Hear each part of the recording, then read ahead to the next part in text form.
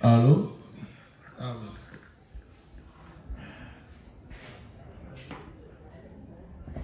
Allô? Allô?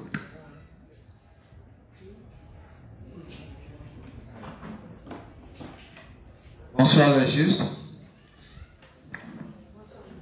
Bonsoir les purs. Bonne arrivée à notre enseignement du soir.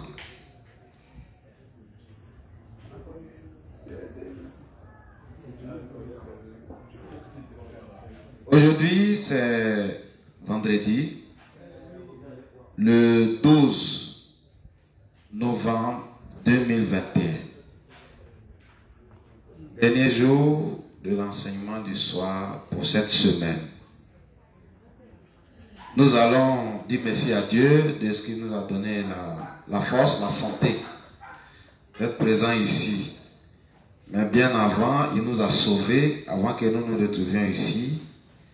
Alors nous allons lui rappeler comment il nous a sauvés. Pour cette raison, nous allons procéder par la confession de foi du juste. Donc chacun va se mettre en position de prière selon sa convenance et nous allons faire la confession. Prions. Père Céleste, te disons merci de ce que tu nous as rendu sans péché devant toi pour toujours. Car c'est dans notre vie de chaque jour que nous nous rendons compte que nous transgressons la loi de Moïse en pensée, en parole et en action, volontairement et involontairement, et que pour tous ces péchés, nous devrions être jugés et jetés en enfer.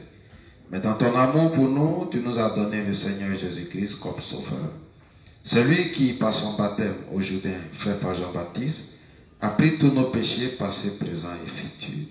Par sa mort et son sang versé à la croix, il a reçu la purification pour nos péchés et il a purifié notre conscience de péché. Par sa résurrection, il a vaincu la mort, le séjour des morts et l'enfer pour nous. Par son ascension dans le ciel, il a effacé nos noms qui étaient inscrits dans les livres des œuvres, il a inscrit nos noms dans le livre des vies. Merci Seigneur Jésus de ce que par tes œuvres tu nous as délivré une bonne fois de toutes les fausses doctrines des démons et des Satan. Merci Seigneur de ce que tu nous as rendus justes, saints et sans péché devant toi pour toujours. Amen. Nous allons dire merci à Dieu de ce qu'il nous a conduits depuis le début de cette semaine jusqu'à cette heure même et qui nous assiste ce soir, qui ouvre notre compréhension à assimiler tout ce qui se fera pour le bonheur de nos âmes.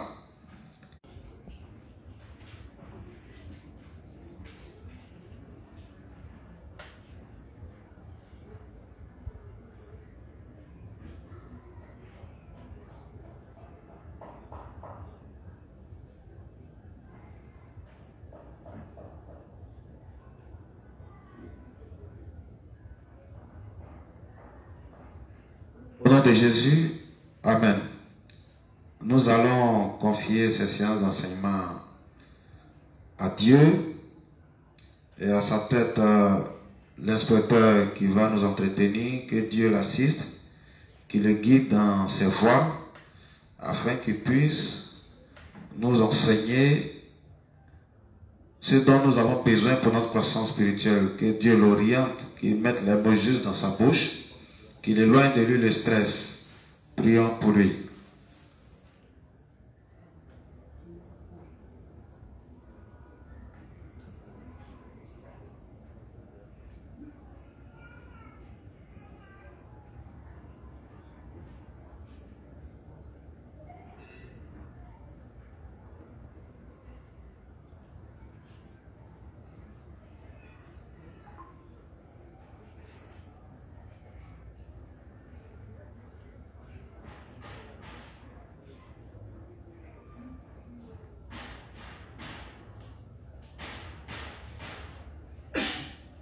Au nom de Jésus, Amen.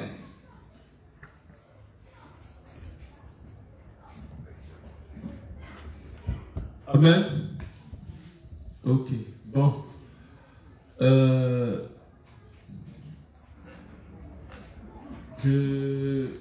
Je remercie d'abord tous les saints qui ont assisté aux différentes séances d'enseignement. Je remercie notre Seigneur Jésus-Christ aussi qui a permis tout ça. Voilà. Et durant les jours précédents, nous avons eu à éclairer beaucoup de sujets. Nous avons eu à parler de beaucoup de choses.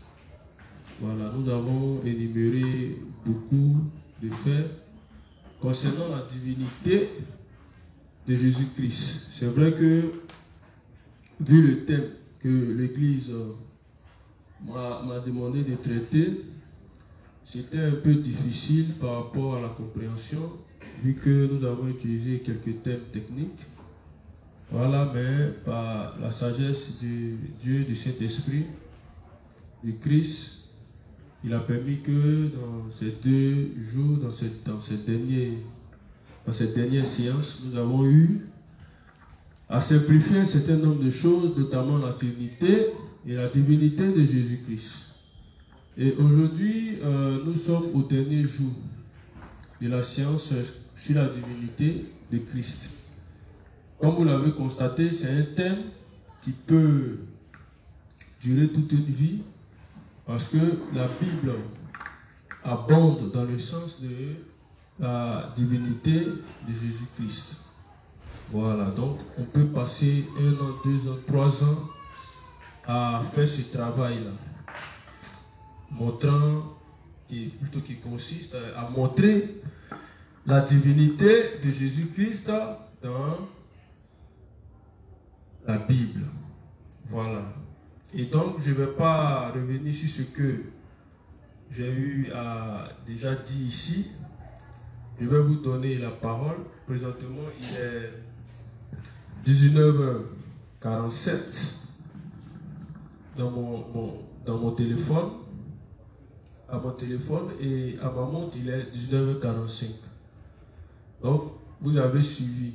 Ça sera, aujourd'hui, ça sera, je vais dire, un échange entre vous et moi sur ce que vous avez eu à comprendre, ce que vous avez eu à ne pas comprendre.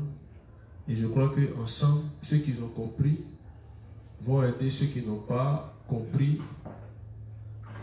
à comprendre. Voilà, donc nous allons échanger comme ça.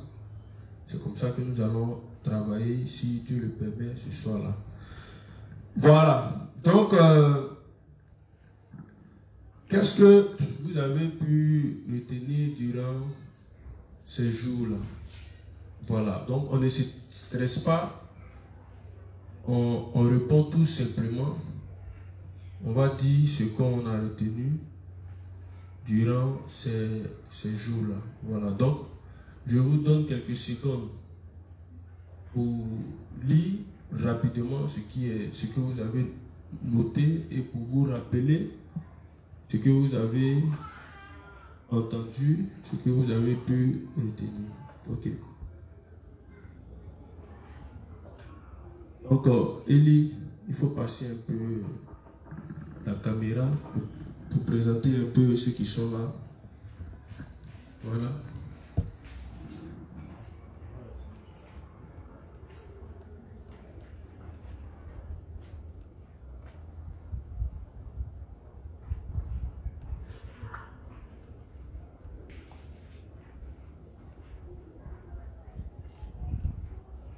Ok.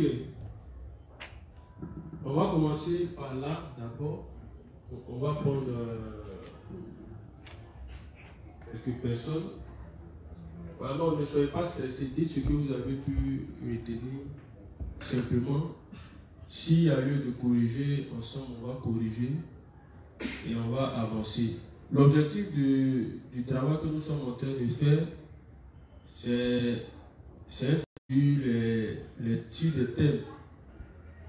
des thèmes très importants. Voilà, donc plusieurs versets. Moi, ce que j'ai retenu, c'est ce que je vais rendre. Donc la partie qui m'a beaucoup marqué, premièrement d'abord, concernant la divinité de Jésus, vous avez expliqué que pendant la naissance de Jésus, voilà, lorsqu'il devait naître, ils sont allés dans une hôtellerie, mais là-bas, ils ont refusé qu'il naisse. Donc, il est né dans un étable. Voilà. Là où les moutons, c'est-à-dire les animaux, mangent. Donc, ce qui signifie tout simplement que où ils ont refusé dans l'hôtellerie, ça représente les gens qui sont riches beaucoup de leurs connaissances, de leurs pensées. Donc, la parole de Christ, il ne peut pas l'accepter véritablement. Donc, c'est ceux qui ont un cœur sincère, qui reconnaissent véritablement leur nature, voilà, comme l'État qui est sale, qui reconnaissent leur nature pécheresse, qui reconnaissent que ce Christ-là, il est Dieu et qu'il a besoin de les sauver. Maintenant, vous avez aussi expliqué qu'il a été enroulé dans un drap. Donc, il fallait que, pour le voir, il fallait dérouler ce drap-là. Donc, ce qui signifie tout simplement que, pour comprendre véritablement, pour connaître véritablement Christ, donc, le fait de dérouler le drap, c'est de rentrer dans le tricotage de la parole, c'est-à-dire dans le Nouveau Testament, dans l'Ancien et le Nouveau Testament, afin de comprendre véritablement qui est ce Jésus-là. Et aussi, vous avez parlé concernant le texte d'Hébreux 7 à partir du verset 18. Voilà, là encore ça m'a plus marqué.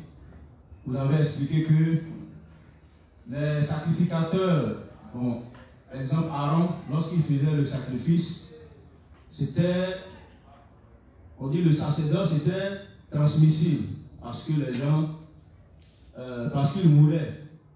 Voilà, donc ils étaient remplacés à chaque fois. Mais alors que le sacerdoce de Christ est intransmissible, il est éternel. Donc ce qui représente que lui-même, il est le Dieu tout-puissant et celui qui nous sauve véritablement. Et aussi, ceux qui disent ou qui pensent croire en Jésus-Christ en tant que leur sauveur, leur Dieu, et qui disent qu'encore ils sont pécheurs, donc ils demandent pardon pour leurs péchés. Donc ils sont en train de dire que le sacerdoce de Christ est transmissible parce qu'eux-mêmes, ils demandent pardon. Voilà. Alors que c'est impossible. Donc ce qui veut dire tout simplement qu'ils sont ignorants de la véritable connaissance de ce Jésus. Parce qu'en réalité, le sacerdoce de Christ est intransmissible. C'est-à-dire, puisqu'il est éternel, après son sacrifice, on n'a pas besoin de quelqu'un d'autre encore pour faire le pardon. Amen. Amen. Vas-y. Ok. Donc, ce sont ces deux parties-là qui m'ont beaucoup marqué. Voilà. Et puis il y a aussi la naissance de Jésus-Christ. Ils ont affirmé que c'est le 25 décembre. Mais pourtant, la Bible dit qu'en ces temps-là, les bergers allaient pour faire perdre leur troupeau. Donc, ce qui n'est pas une date réelle, c'était simplement attribué à l'adoration du dieu soleil qui était Apollon. Mais pour ne pas faire disparaître cette date, c'est là qu'ils ont remplacé par la naissance de Jésus. Donc nous, les justes, les nés de nouveau, comprenant ceci, nous n'allons pas suivre les païens dans leurs pensées, mais nous allons prendre ce jour-là pour adorer ce Dieu, pour annoncer l'évangile qui libère des péchés. Donc, c'est un peu ça que je comprends. Amen. Ok. Donc, on peut l'applaudir quand même. Voilà. Merci beaucoup le juste Christian du kilomètre 17. Donc, la zone de kilomètre 17 est dirigée par l'inspecteur Cédric. Voilà. Et on va passer maintenant à la seconde personne qui, de façon très libre, va nous donner un peu ce qu'elle a retenu sur la divinité. Donc je précise que c'est la divinité de Christ. Voilà, donc on écoute la juste Manu. Voilà, c'est la juste, je la présente. Elle fait partie des femmes de foi. Voilà, pour ceux qui suivent le direct, vous avez déjà entendu sa voix dans de très belles chansons. Voilà, et ce soir, elle va nous faire vraiment un point magistral qui certainement sera applaudi par tous. Donc, vas-y. Bonsoir les justes. Comme le Seigneur a dit, les justes, Emmanuel.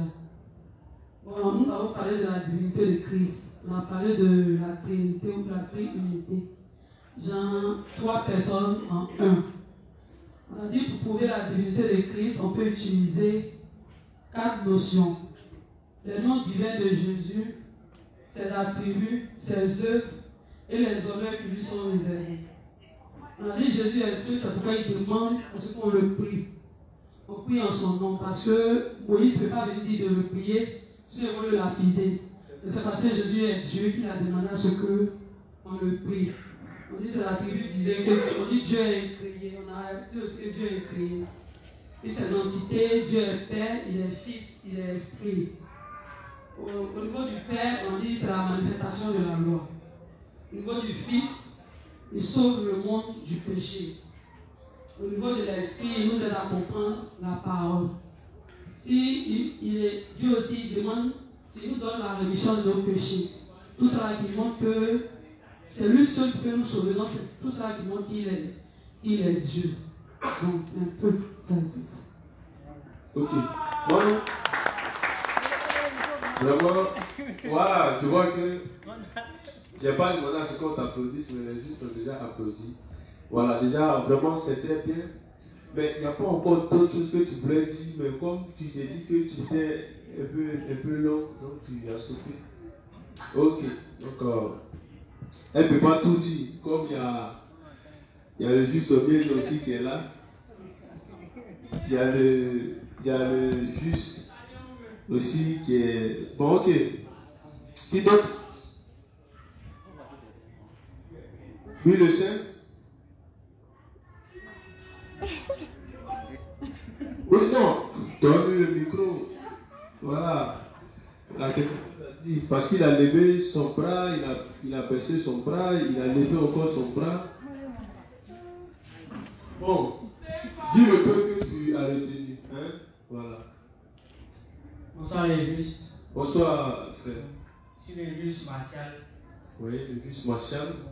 Concernant l'étude qu'on a menée ici, c'est-à-dire la divinité de Christ, il y a retenu par là que, c'est-à-dire en Christ, on trouvait le Fils et le Saint-Esprit.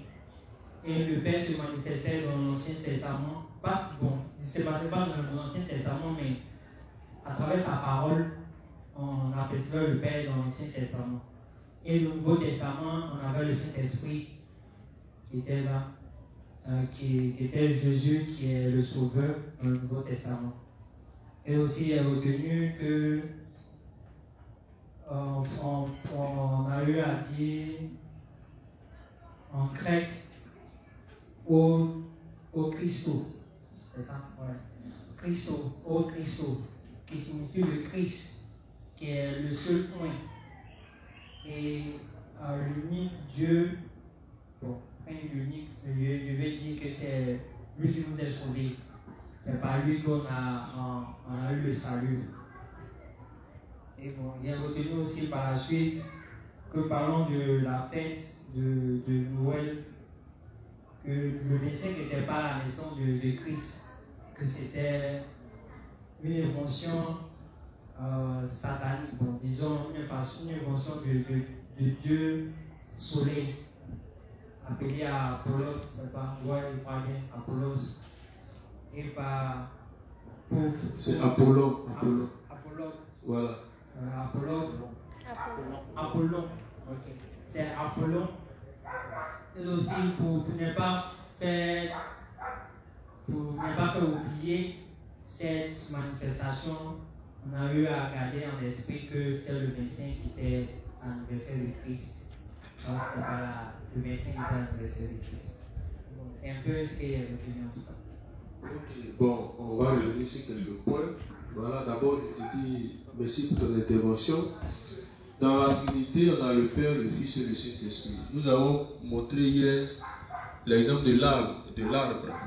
Voilà, on sait qu'un arbre est constitué de ces trois parties-là. La racine, le tronc et puis les feuillages et autres. Mais est-ce que les racines d'un arbre sont les feuillages d'un arbre? Voilà. Est-ce que le tronc d'un arbre sont les racines d'un arbre? Non. Vous voyez que malgré que c'est un seul arbre, mais chacun dans l'arbre est différent de l'autre. Donc c'est l'unité de chacun qui va former un seul arbre. Donc c'est pareil aussi. Voilà. Le Christ n'est pas l'Esprit Saint. Le Fils n'est pas l'Esprit Saint, il n'est pas aussi le Père. Voilà. Mais dans leur unité, ils vont former un seul homme et un seul Dieu. C'est comme ça aussi, on a pris l'exemple de l'homme. On a l'âme, la chair et l'esprit.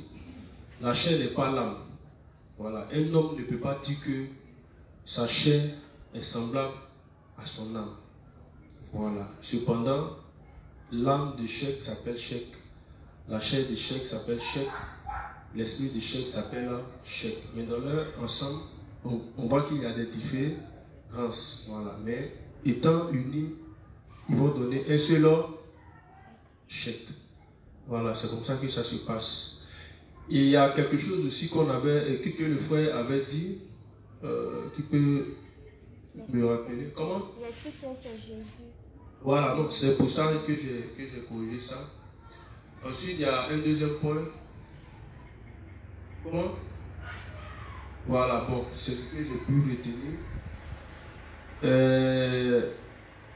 Par rapport, oui, c'est ça, au 25 décembre. Voilà, ça aussi, c'est bon, c'est ça. C'était l'adoration de la divinité appelée Apollon. Voilà, et Apollon, pour faire disparaître donc son adoration célébrée chaque 25 décembre, ils vont donc initier, ils vont transformer ce jour-là dans le jour de la naissance, plutôt au jour de la naissance de Jésus-Christ.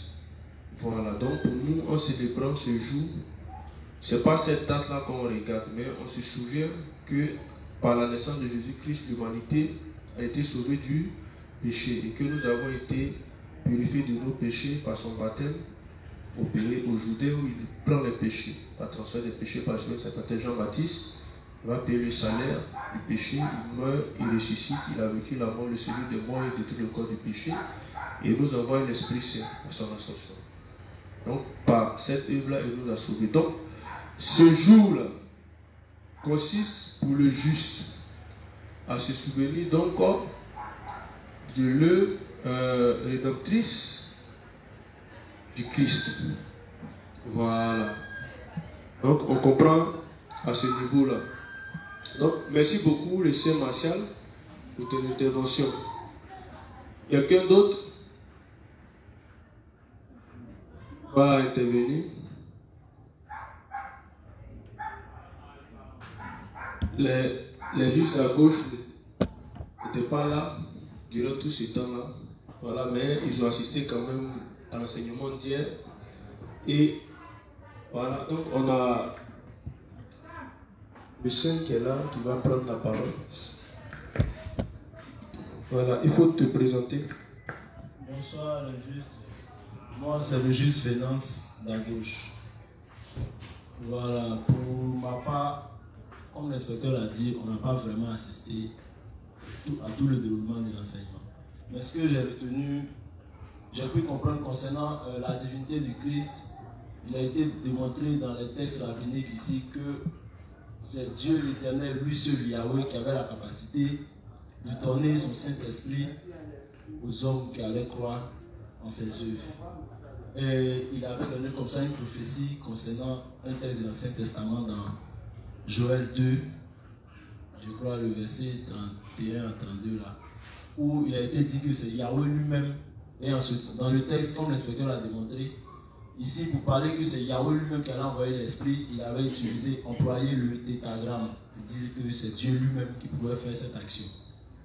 Et dans le Nouveau Testament, lorsque la prophétie s'est accomplie avec les apôtres, on a vu par là qu'il y a Pierre qui parlait et il a démontré là-bas que c'est le Christ qui disait qu'il allait répandre son esprit en ce jour-là sur toute chair. Et par la suite du texte, quand on a lu, on a vu que lui qui parlait au départ, son identité avait été déclinée, où il disait que c'était le Seigneur Jésus-Christ lui-même qui devait répandre son esprit. Alors que dans l'Ancien Testament, il avait été dit que c'est Yahweh lui-même, avec le tétragramme qui était employé. Du coup, pour ces rabbins-là, ils ont pu comprendre que effectivement le Christ se disait Dieu, que c'était lui l'Éternel. Et pour eux, ce n'était pas vraiment quelque chose de correct, vu que c'était un humain. Voilà, et donc je pense pour ma part, c'est ce que j'ai pu comprendre. Voilà, là tout de suite, c'est ce qui me vient de l'esprit. Amen. Donc vraiment, c'est bon parce que là au moins, voici un juste qui s'est rappelé un peu de l'enseignement qu'on a eu à faire concernant les tests rabbiniques. Ce qu'il dit, c'est vrai, dans le livre de Joël 2, oui c'est ça, non, Joël 2 pour certaines textes, Joël 3 pour certaines versions.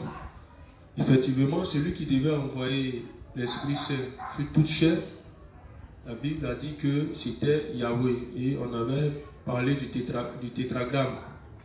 Voilà. Le tétragramme, c'est quoi? Oui. Qu'est-ce que c'est que le tétragramme? On a parlé du tétragramme. C'est quoi le tétragramme?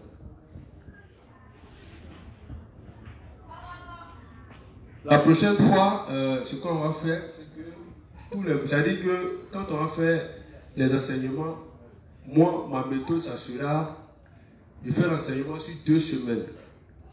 On finit les 5 premiers jours et la semaine qui suit, je fais encore l'enseignement et le dernier vendredi, on va prendre les feuilles.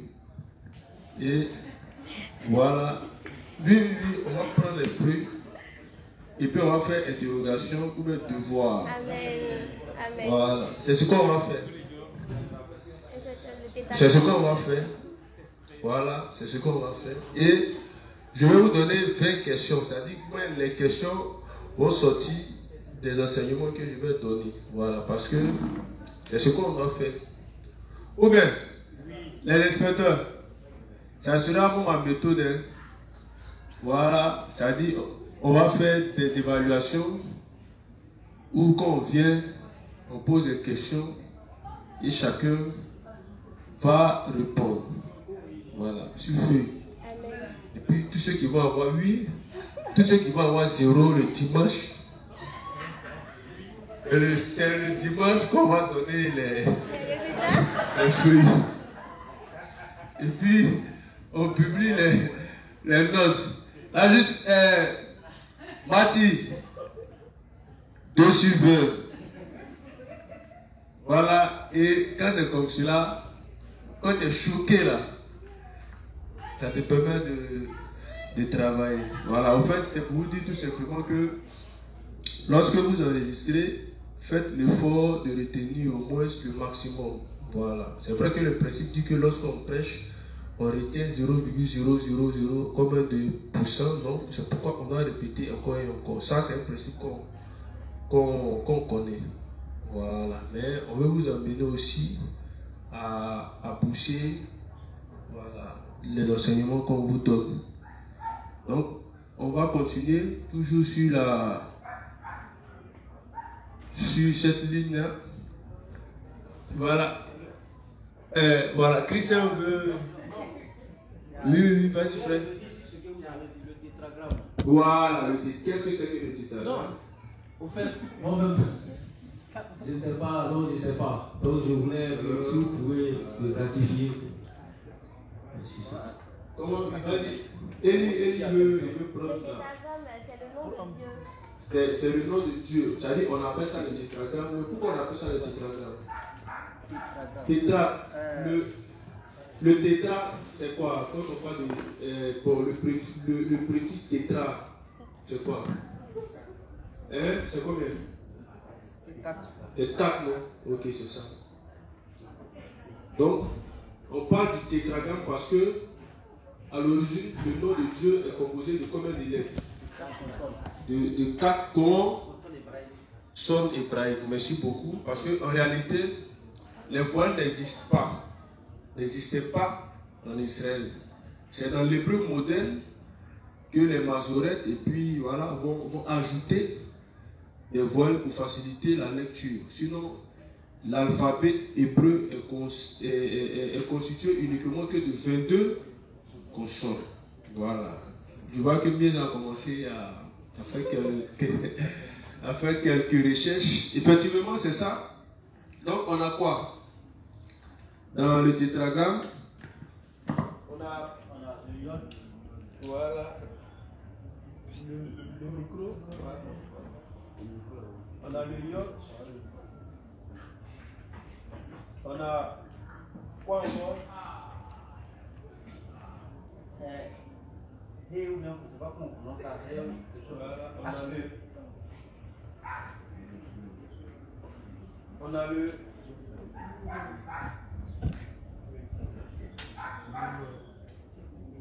on a le E.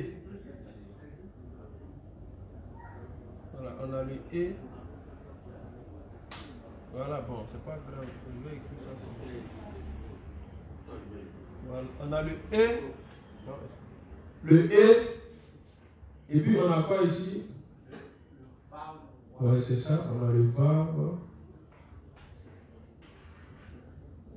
Et puis on a quoi encore? Voilà, on a le même E ici. Merci beaucoup, juste en maison. Voilà. Donc, voyez ça ici. Donc ça c'est quoi? Ici c'est quoi? Ici c'est le Yod. Ici c'est le E. Ici c'est le Vav. Ici c'est le E. Donc on a Yod E, Vav E. Voilà. Donc si on veut écrire en français, ça va donner quoi?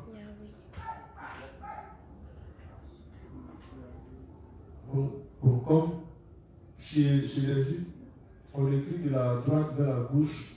Donc, en français, ça donne quoi? Voilà, bon. Ici, c'est un V ou un W, parce que va donne V ou un W. Donc, on peut mettre ici comme ça. Donc, c'est ce que d'autres vont traduire par quoi? Yahweh. Par Yah. Voilà, Yahweh. Voilà. Donc, voici ce qu'on appelle le tétragramme. Donc, on a 4 lettres. 1, 2, 3, 4. Voilà. Sinon, en réalité, sa prononciation, on ne peut pas, bon, selon les Juifs, on ne peut pas prononcer ce nom-là.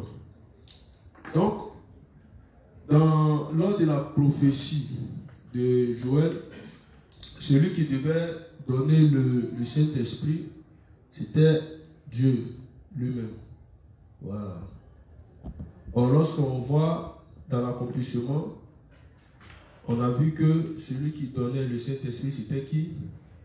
C'était Jésus-Christ. Voilà. Donc, c'était aussi une preuve de sa divinité. Voilà. Parce qu'il a dit, lorsque je m'en irai, je vous enverrai le Consolateur. Voilà. Donc, il annonçait que c'est lui qui allait envoyer l'Esprit Saint. Or, il n'y a que Dieu seul qui puisse nous donner l'Esprit Saint. Qui d'autre?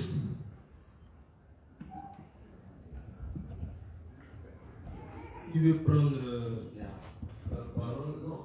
On fait Rangé par rangé. Donc, on va finir d'épuiser. Ranger au maximum. Et ensuite, nous allons avancer. Donc, on est là, on respire sur, on les observe. Comment? Ah, ok.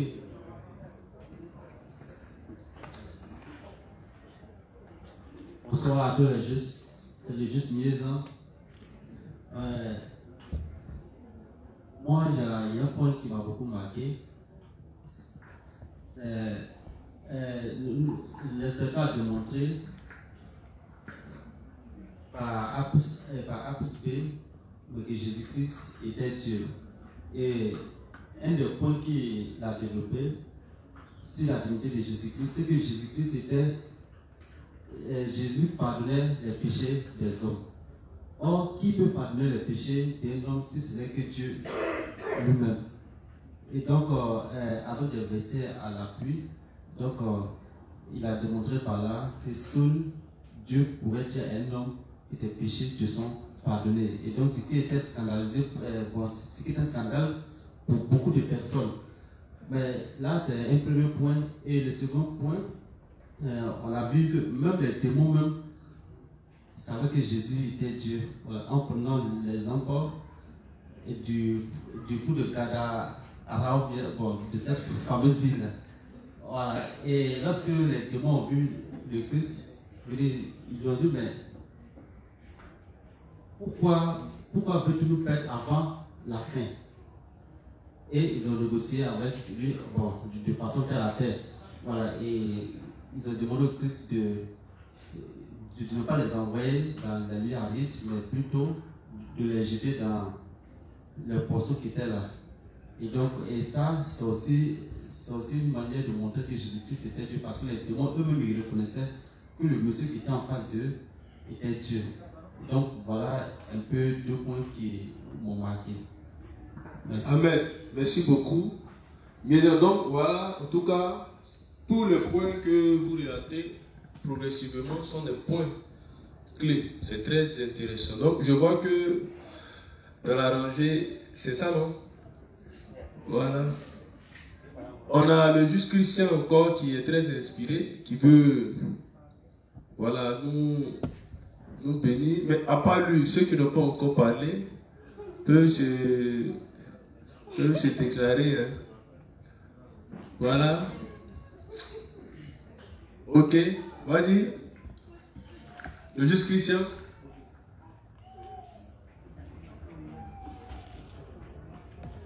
Concernant la divinité de Christ, je me suis rappelé aussi d'un point que vous avez dit.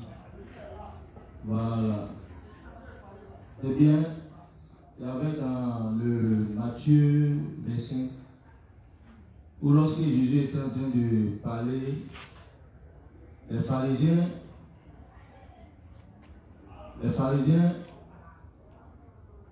ils ont dit que Jésus, en vérité, dans les foutaises. Parce que pour eux, il était en train de dire qu'il était Dieu. Donc, où il a expliqué que lorsque vous verrez le Fils de l'homme venir sur des nuées, voilà, c'est ce que Daniel 12 aussi avait dit. Donc, eux, ils avaient la révélation. Daniel 7, verset 13, ok, merci. Donc, eux, ils avaient la révélation, mais ils n'avaient pas perçu que c'était ce Jésus-là qui était le véritable Dieu. Donc, pour eux, ils ne pouvaient pas accepter cela. Donc, en ce moment, ils ont saisi Jésus et ils partaient le jeter au-delà d'une falaise. Et Jésus s'est faufilé parmi eux, eux-mêmes, ils n'ont rien vu dedans et il s'est échappé. Ok, c'est prêt. Voilà. Donc, on essaie de voir un peu ce que le frère essaie de dire. Et ce qu'il dit aussi, ça le met là, c'est deux histoires. Peut-être que tu as confondu. Voilà. Mais dans les deux histoires, l'idée de la divinité ressort. L'idée de la divinité de Christ ressort. Voilà. Donc le premier fait, c'était devant le souverain sacrificateur du nom de quoi? Caïphe. Voilà, en face de lui, il lui a demandé s'il est le Christ. Et puis il a dit, tu l'as dit. Et il dit, vous verrez le Fils de l'homme mort, comment qui viendra sur des nuées. Et il s'est fâché contre lui. Voilà, il s'est fâché avec le Christ. Et nous avons vu un peu la portée. Pourquoi est-ce qu'il s'est fâché contre lui? On est parti étudier le texte de Daniel 7, à partir du verset 12 à 13, où nous avons vu que effectivement, celui qui s'approchait était celui-là même qui s'appelait l'ancien des jours. Et nous avons étudié le mot Ad. Voilà. Ad, il signifiait comme l'ancien des jours. Donc, on a vu un peu que dans les textes rabbiniques même, celui qui est mentionné là en tant que fils de l'homme, il approchait, il était comme l'ancien des jours. Donc, c'était Dieu lui-même qui s'approchait. Voilà. Donc, quand Jésus dit, vous verrez le fils de l'homme venir sur les nuées, le sacrificateur, c'est-à-dire, il s'est souvenu que celui qui viendra, qui est le fils de l'homme, c'est-à-dire qui doit apparaître sur les nuées, c'était effectivement l'ancien des jours qui était Dieu lui-même. Et Jésus dit qu'il est ce fils de l'homme. Donc là, il est en train de présenter sa divinité, d'où la colère du sacrificateur. Et en même temps, le frère, il a relaté un fait. Lorsque le Christ, il a pris le rouleau d'Ésaïe. C'est ça, non? Il a pris le rouleau d'Ésaïe et il a commencé à lire. C'était Ésaïe combien? Ésaïe combien? Merci. Ça dit 40, 61. Ésaïe 61. Et qu'est-ce qu'on avait dit concernant Ésaïe 61? Qu'est-ce qu'on avait dit? On avait dit quoi? Que dans le livre d'Ésaïe 61, que Jésus-Christ a lu là, ce qu'il a lu. Lorsqu'on lit jusqu'au verset 13, si je ne me trompe pas, bon, attendez, je vois. Ésaïe, voilà, excusez-moi. Ésaïe 61 que je vais trouver rapidement. Non, frère, si tu as trouvé, il faut m'aider. Oui, non, il n'y a pas verset 13. Donc, c'est qu'on va commencer. Oui, ça finit au verset 11 plutôt, excusez. On va prendre, il dit, je sens l'Esprit du Seigneur, l'Éternel est sur moi. Donc, celui qui parle ici, là, il dit, l'Esprit du Seigneur, l'Éternel est sur moi. On est d'accord? Et Jésus, en prenant le rouleau du livre, il commence par lire la même chose. Car l'Éternel m'a oint pour porter de bonnes nouvelles aux malheureux, il m'a envoyé pour guérir ceux qui ont le cœur brisé, pour proclamer aux captifs la liberté et aux prisonniers la délivrance, pour publier une année de grâce de l'Éternel et un jour de vengeance de notre Dieu, pour consoler tous les affligés, pour accorder aux affligés de Sion, pour leur donner un diadème au lieu de la cendre, une huile de joie au lieu du deuil, un vêtement de louange au lieu d'un esprit abattu, afin qu'on les appelle des térébintes de la justice, une plantation de l'Éternel pour servir à sa gloire. Ils rebâtiront sur d'anciennes ruines, ils relèveront d'antiques décombres, ils renouvelleront des villes ravagées. Donc il s'agit de qui? De l'œuvre des purs. Des étrangers seront là et feront perdre vos troupeaux, des fils de l'étranger seront vos laboureurs et vos vignerons. Mais vous, on vous appellera sacrificateur de l'Éternel. On vous nommera serviteur de notre Dieu. Donc ici, on continue toujours. Celui qui dit l'Esprit du Seigneur, l'Éternel est sur moi là. Voilà ce qu'il dit. Il dit, mais vous, on vous appellera sacrificateur de l'Éternel, on vous nommera serviteur de notre Dieu. Vous mangerez les richesses des nations et vous vous glorifierez de leur gloire. Au lieu de votre opprobre, vous aurez une portion double. Au lieu de l'ignominie, ils seront joyeux plutôt de leur part. Ils posséderont ainsi le double dans leur pays. Et leur joie sera éternelle. Donc celui qui parle, qui dit l'Esprit du Seigneur est sur moi, quand il finit de dire tout cela net, quand il vient au verset 8, qu'est-ce qu'il dit? Il dit qu'à moi. Donc, il parle de qui? Il décline son identité, il dit qu'à moi, l'Éternel, j'aime la justice. Donc quand Jésus il est en train de lire À la suite, normalement, s'il continuait, il devait arriver au verset 8. Et puis il allait dire quoi? Car moi, l'Éternel, j'aime la justice, je hais la rapine avec l'iniquité, etc., etc. Donc, celui qui a l'Esprit du Seigneur sur lui, ce n'est rien d'autre que Jésus-Christ qui est l'Éternel. Voilà. Donc, on avait étudié ça en lisant les textes rabbiniques. Voilà. Donc, vous voyez un peu non, comment est-ce qu'on a procédé. Donc, si le frère a retenu ça, je crois que c'est déjà bon. Voilà. Mais il ne faut pas que tu mélanges les deux faits. L'autre est tiré de Daniel 7.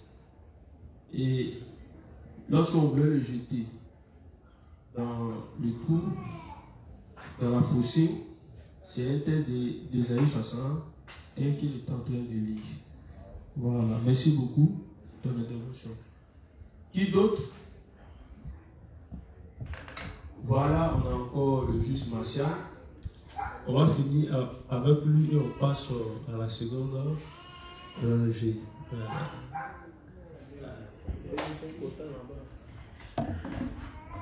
Ok. Le juste Martial.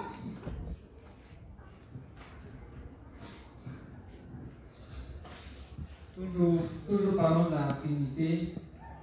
En dehors de la Bible, nous avons lu d'autres, c'est-à-dire d'autres livres à étudier.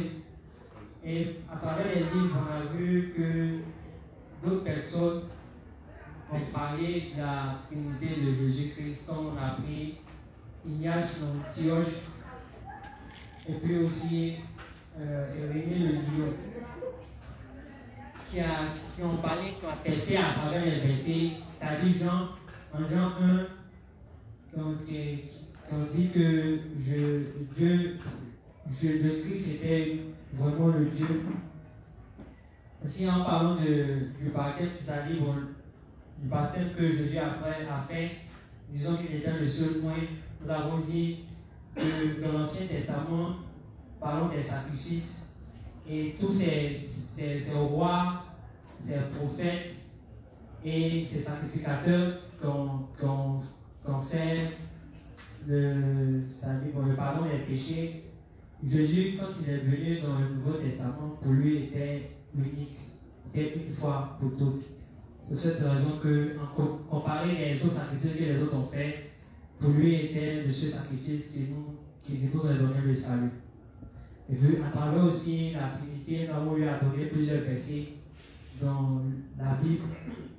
Bon, on a donné le verset de Jean 1, le verset de Jean 1, verset 14. Le verset 14 en 18, nous avons parlé, testé aussi.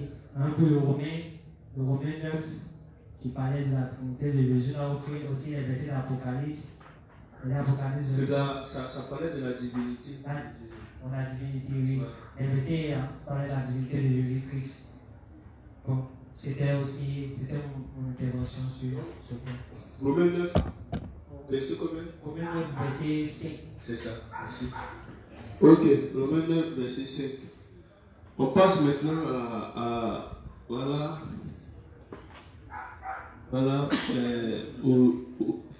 aux justes qui sont en face de moi. Et quand on dit en face de moi, on parle en même temps de ceux qui sont bons.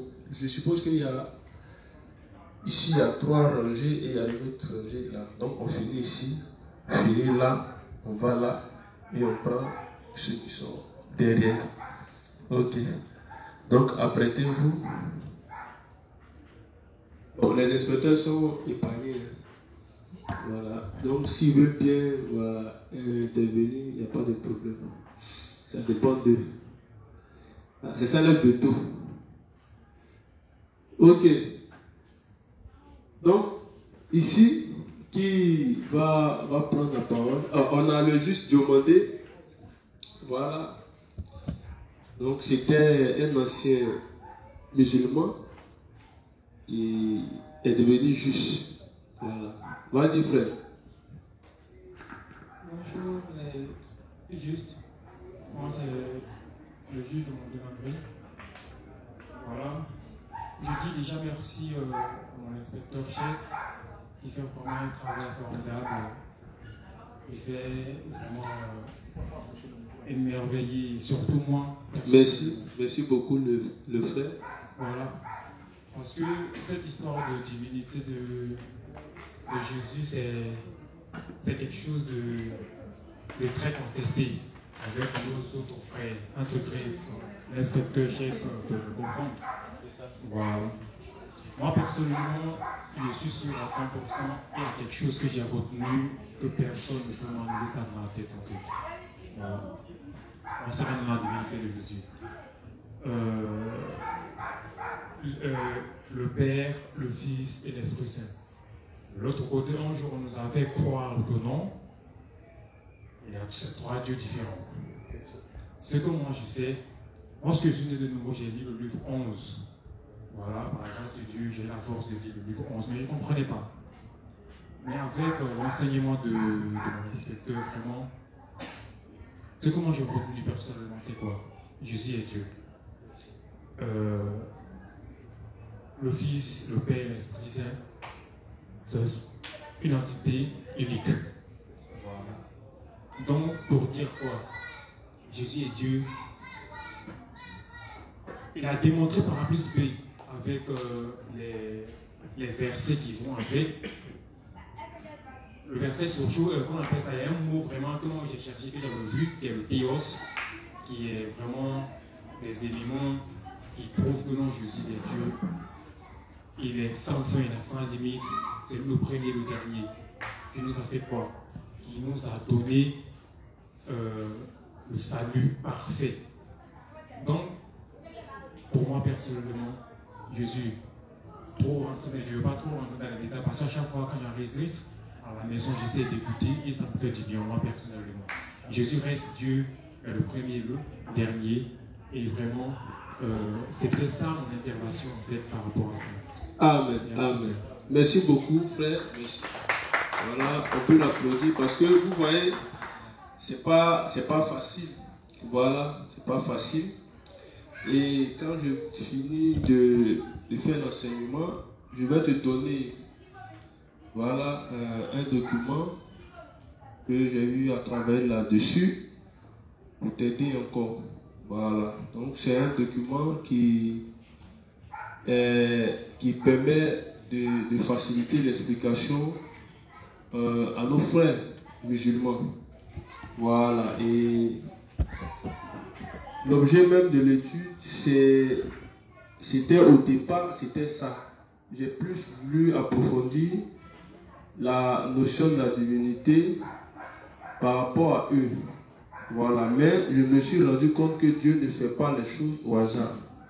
Donc je suis rentré, j'ai fouillé, j'ai creusé durant des années et je me suis aperçu que effectivement le travail que nous étions en train de faire concernant la divinité de Christ, lui qui m'a beaucoup inspiré à faire ce travail-là, c'est le pasteur Tagro, parce que quand je suis né de nouveau, en tout cas avec quelques versets, il m'a montré la divinité de Christ, voilà, et des démonstrations.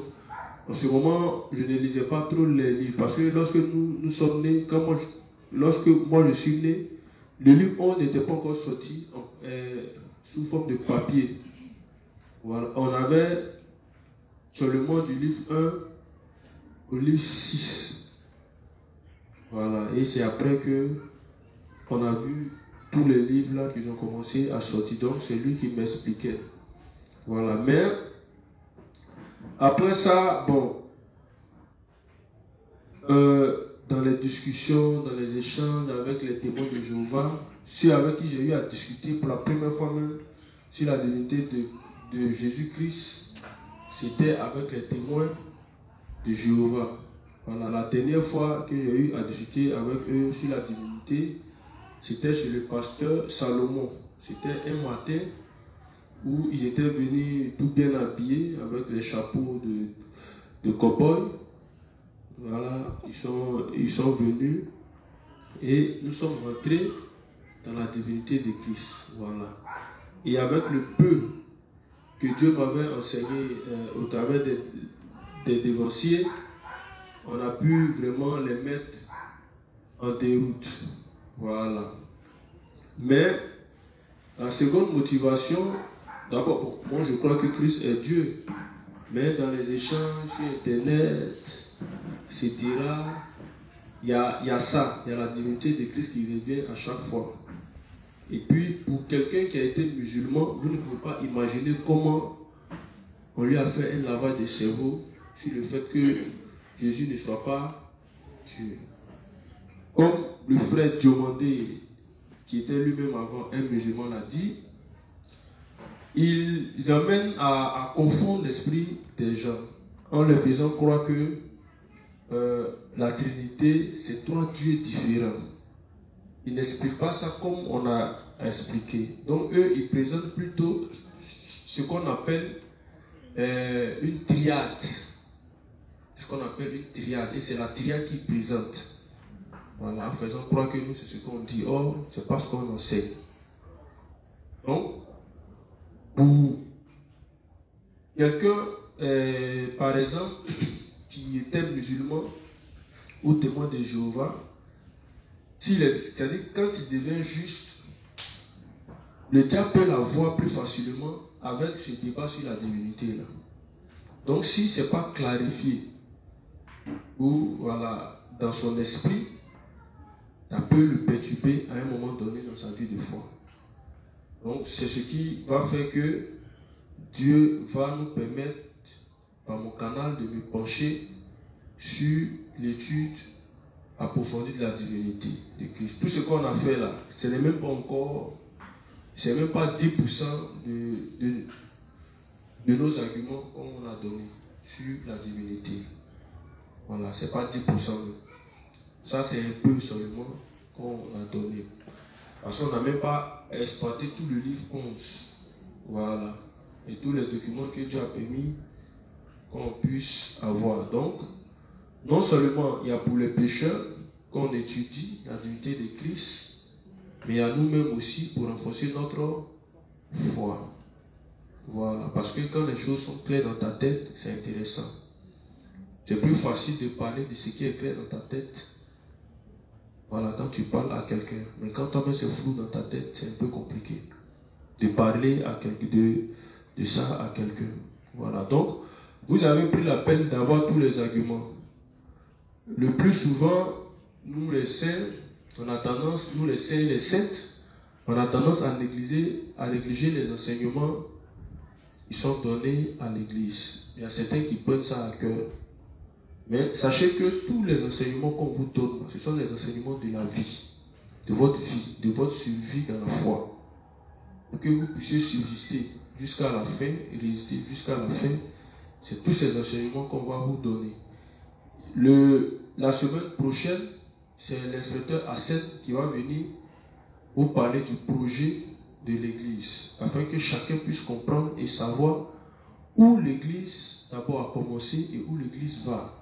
Quel est le projet de l'église? Il va rentrer dans les détails et je crois que ce sera très intéressant. Et après lui, ça sera au tour de l'inspecteur Romuald qui va venir aussi vous donner l'enseignement. Donc, ce que je veux dire, c'est que vous devez prendre à cœur les enseignements qu'on vous donne ici. Vous devez noter. Si vous ne comprenez pas, vous pouvez poser des questions, non seulement à moi, mais aussi à vos dévanciers respectifs dans les différentes zones.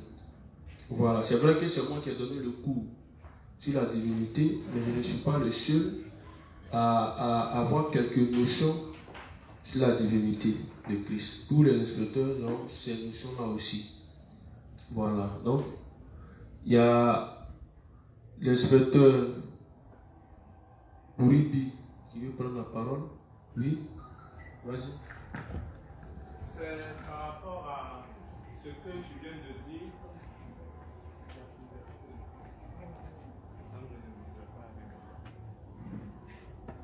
Donc, bonjour les saints. Excusez-moi, bonsoir. C'est par rapport à ce que tu viens de dire, inspecteur, par rapport aux différents enseignements. C'est pour présenter quelque chose aux saints. C'est que le premier intervenant qu'on a eu sur quand la vraie foi se manifeste, a touché 3 points essentiels en ce qui concerne la foi. Il a parlé des problèmes à venir, il a parlé de l'obéissance et il a parlé de la prière. Je vais revenir rapidement sur ces 3 points, si tu permets, inspecteur, pour montrer l'importance de ce qu'on est en train de faire. Quand Kobo a présenté tous ces thèmes, évidemment, je me suis demandé, mais pourquoi? Et si vous avez bien suivi l'enseignement du Père Cédric, manifester notre foi, c'est prier. Mais on prie qui? Est-ce qu'on adresse la prière à Dieu, le Père? Est-ce qu'on adresse la prière à Dieu le Fils? Est-ce qu'on adresse la prière à Dieu le Saint-Esprit? Une chose est claire, on adresse la prière à Dieu, mais Dieu c'est qui? Donc il est important pour nous de connaître qui est Dieu. D'où le fait que quand on est en train d'étudier, quand la vraie foi se manifeste, il nous faut prier, mais comme on doit prier Dieu, alors on va étudier qui est Dieu. Je reviens, d'où le fait que l'inspecteur Cheikh soit en train de nous présenter la Trinité. De ce fait, la Trinité, là, connaître Dieu en rapport avec l'évangile de l'eau et de l'esprit. Il nous a présenté que la foi, c'est aussi être obéissant au serviteur. Dans l'Église, il y a une administration, il y a une hiérarchie. Si nous devons obéir au serviteur, qui est serviteur de Dieu et qu'en est-il de l'administration dans l'Église? Puisque dans les serviteurs, il y a les dévanciers des serviteurs. Donc, l'enseignement qui va suivre, toujours en rapport avec quand la vraie foi se manifeste, c'est de parler non seulement du projet de l'Église, mais parler du projet de l'Église, pour ceux qui ont le cahier de projet, reviendrait à présenter l'administration dans l'Église, savoir qui fait quoi, qui dirige qui prend telle décision et que faire quand on est confronté à un problème dans un domaine spécifique. Maintenant, je disais, le troisième point qu'il a touché, ce sont les problèmes à venir.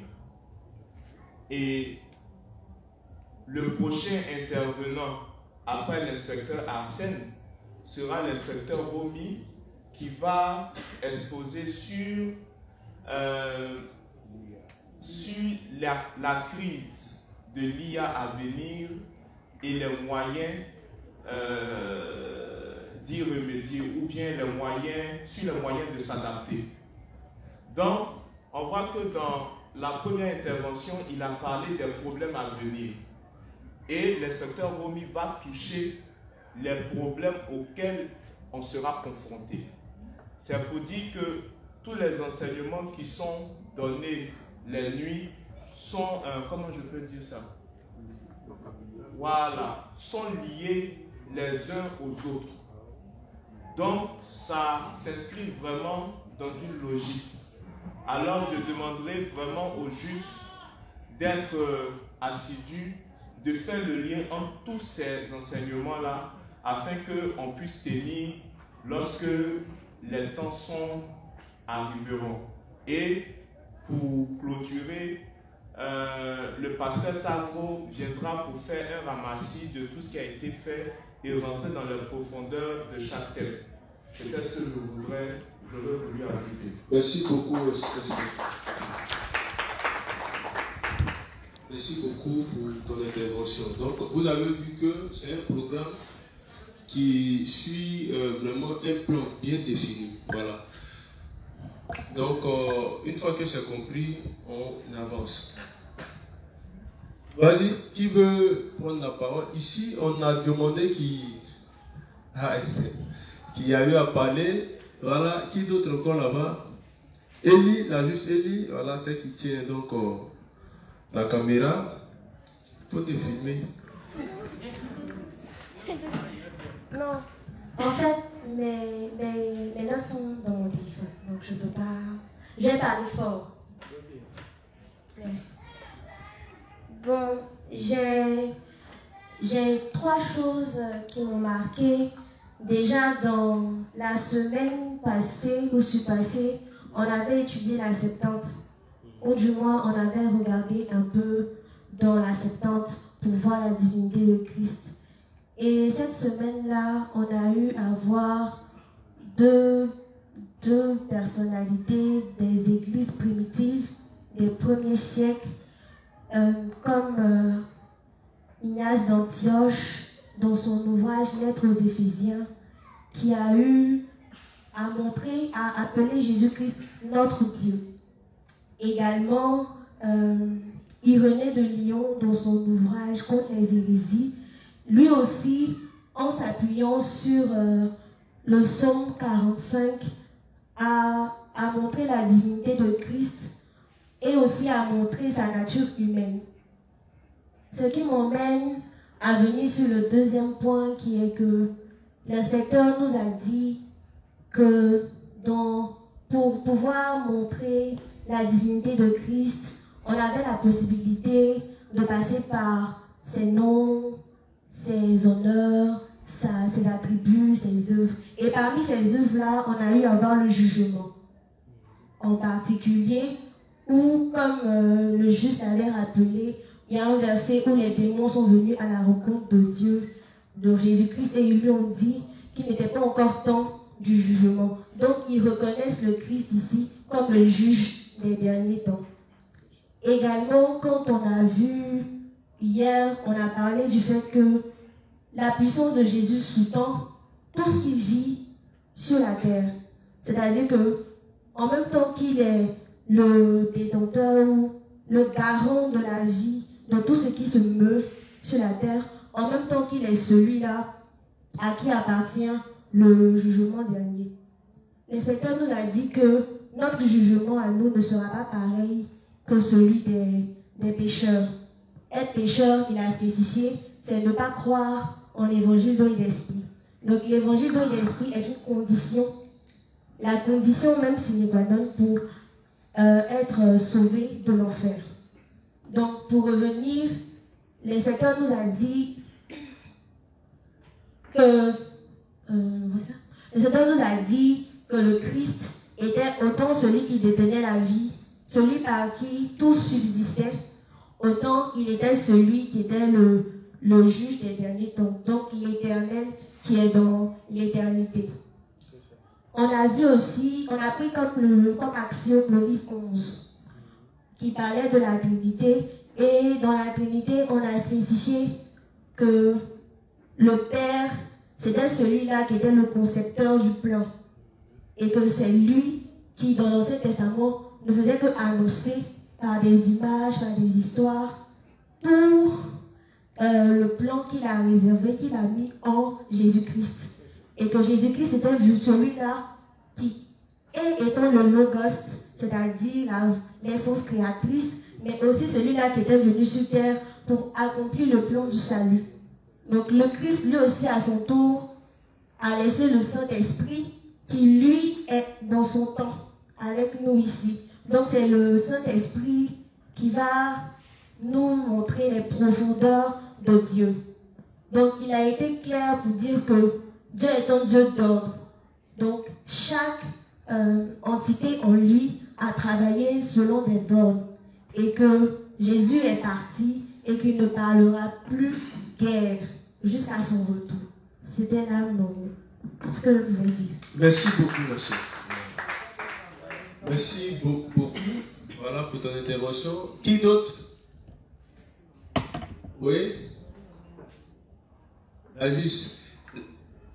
juste, elle a suivi du début jusqu'à la fin. Voilà, elle a toujours été là.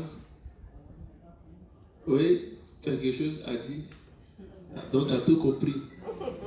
Ah, c'est magnifique. Donc vraiment, on l'applaudit. On la met donc, on a le juste à côté.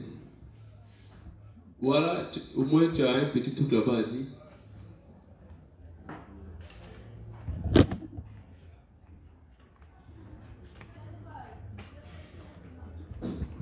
Bonsoir les saints, moi c'est le juste Magès. En fait, ce qui m'a marqué, c'est un point, bon, enfin quelques points. C'est les nuances en fait. Dans son exposé, l'inspecteur a dit que Aaron faisait l'expiation du peuple. Et puis que Jésus, qui a reçu, qui est sacrificateur, selon l'ordre de Melchisédek, lui, il fait l'expiation de l'humanité. En fait, c'est une nuance, peut-être, mais qui est très importante. Parce que on avait parlé de Jésus comme étant Dieu, parce que seul Dieu avait la capacité de pardonner les péchés.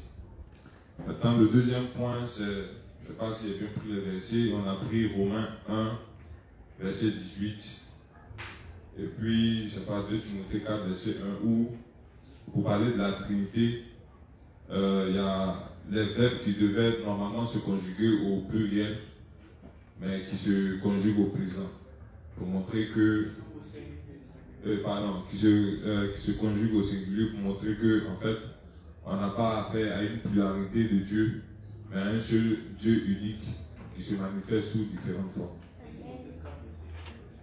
1 Timothée 4, verset 1, je vais bien noter. Merci.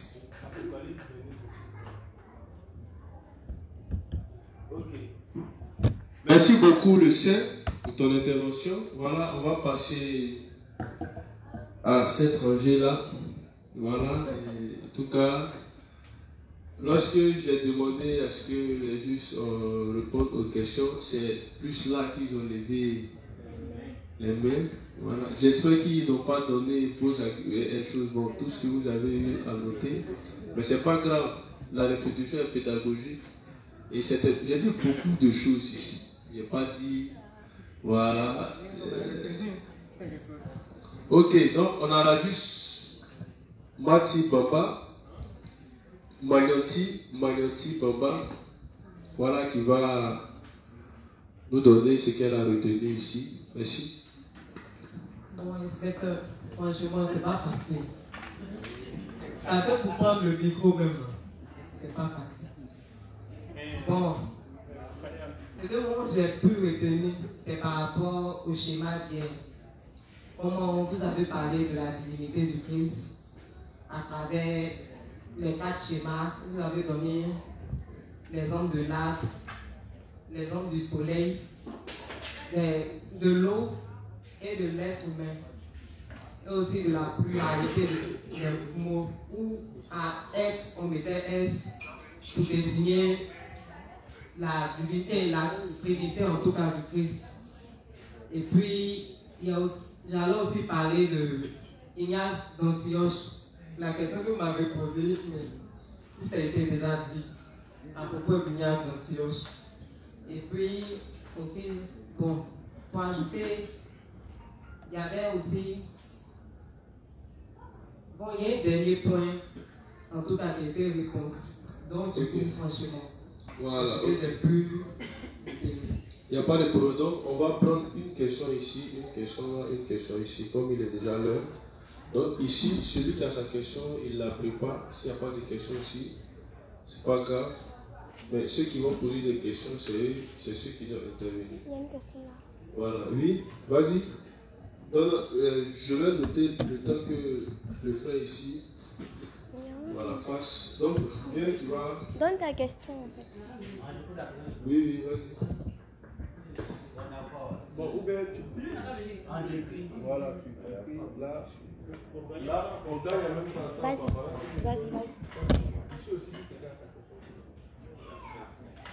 Ok, le juge Freddy, vas-y. Bonsoir à l'Assemblée des justes. Oui. C'est le juge Freddy du kilomètre 17. Le juge Freddy du kilomètre 17. Oui. Je voulais un peu revenir sur le tétragramme. On a dit que le tétragramme identifiait clairement le nom de Dieu d'Israël. Voilà. La Bible explique en hébreu que ça laisse apparaître 4 chiffres, 4 lettres, pardon. Voilà. Donc, ça exprime en réalité toute la plénitude de Dieu. Alors aussi, en ce qui concerne la divinité de Jésus, en aucun cas, un prophète dans la Bible a dit qui pouvait donner la rémission de péché à quelqu'un. Voilà. Abraham n'a pas dit, va, tes péchés te sont pardonnés. Aucun des prophètes n'a dit cela.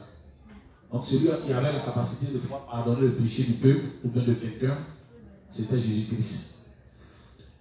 Et en ce qui concerne aussi ses attributs, on a vu dans Ésaïe 9, verset 6, un enfant nous est né, un fils nous est donné. On l'appellera admirable, conseiller, Dieu tout-puissant, Père éternel, prince de la paix. Donc c'était ses attributs qui prouvaient vraiment que Jésus était lui-même Dieu. Voilà, donc je vais m'arrêter là. Ok, donc tu vas passer le micro.